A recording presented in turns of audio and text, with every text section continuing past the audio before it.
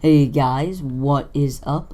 Mr. COD-Z1 here, and I am gonna explain some of the patch notes and fixes to Black Ops 2. And right off the bat, this is just a combat training gameplay because it kind of wouldn't let me record any of my really good gameplays I've got out of theater mode. So yeah, there's some failing in combat training, but whatever. So some of the issues are people like stealing care packages from other people with the Black Hat PDA faster than the user can take them. So yeah, they fixed that. And another one is the game now resets the care package for the non-owner if the owner re-rolls the care package, which means change the care package using the engineer perk. And they made a failsafe to prevent spawn trapping in game modes like capture the flag and stuff like that.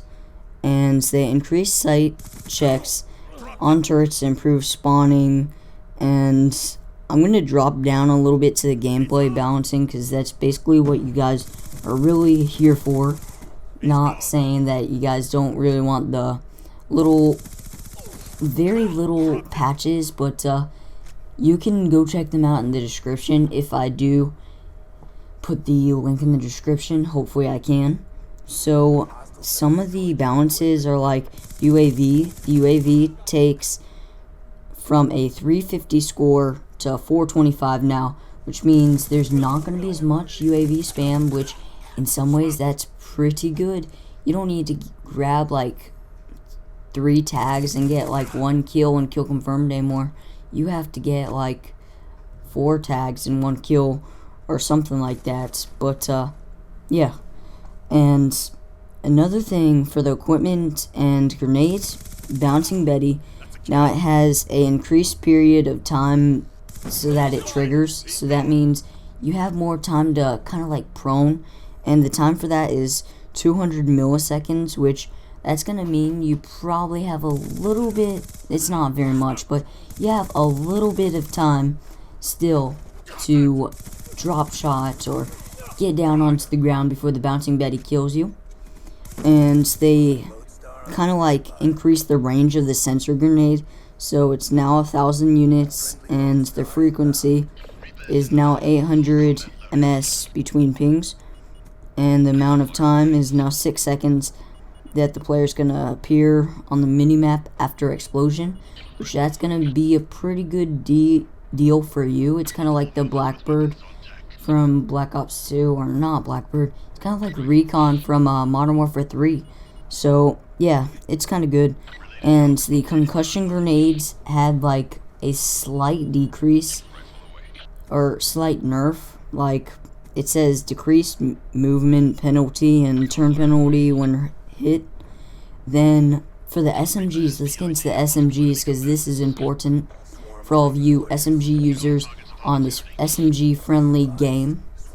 So all the SMGs have increased hipfire recoil, and then they also have a increased max hipfire spread and a reduced bullet penetration, which means that is a pretty big nerf for the SMGs, because now you're gonna be a little bit like put back when you're using them, but not very much. But you better be using those laser sights and all of that on your SMGs if you want to get the full boost out of them, so you don't have to really have yours feel like it's nerfed. And maybe a foregrip, but I don't think the foregrip's that good, because I've watched some videos on that and I've heard it's not very good.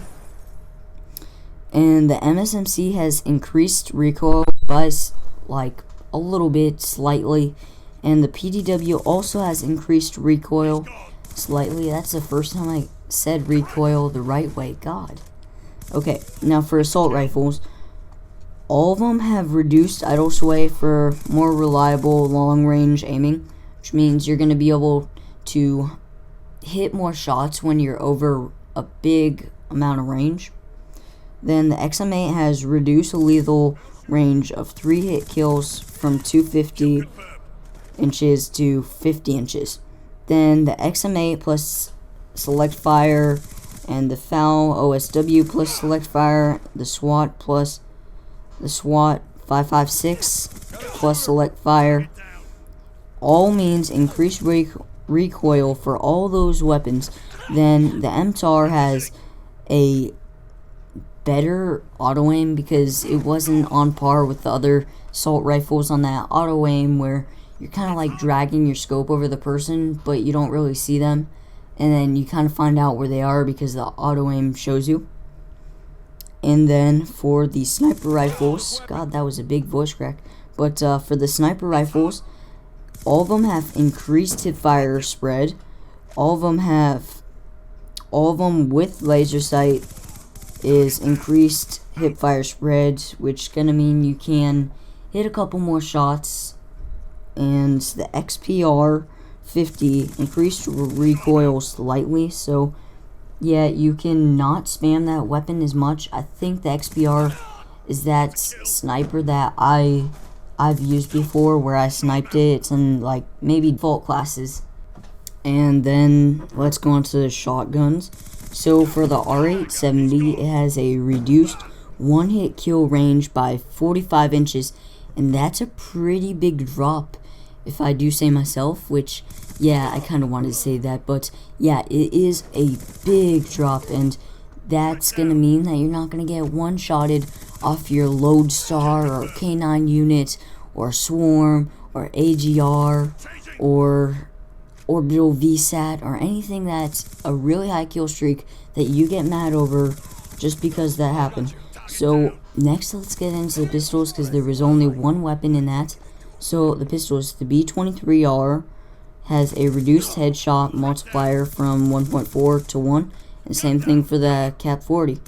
Now let's go into the kind of like extra stuff.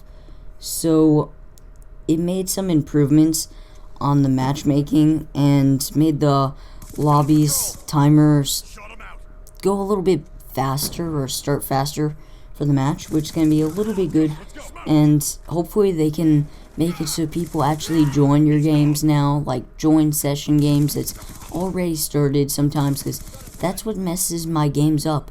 I'll be in like a 60 or 70 kill game, and then all the enemies back out, and I'll have like one enemy, and then I can't get any more kills, and I can't go for my 100 kill game. So that's the annoying part about this game, but I hope you guys really did enjoy this game and video, and I hope you guys all have a really good day. And my name is Mr. COD Z1 here, and I am out. Peace.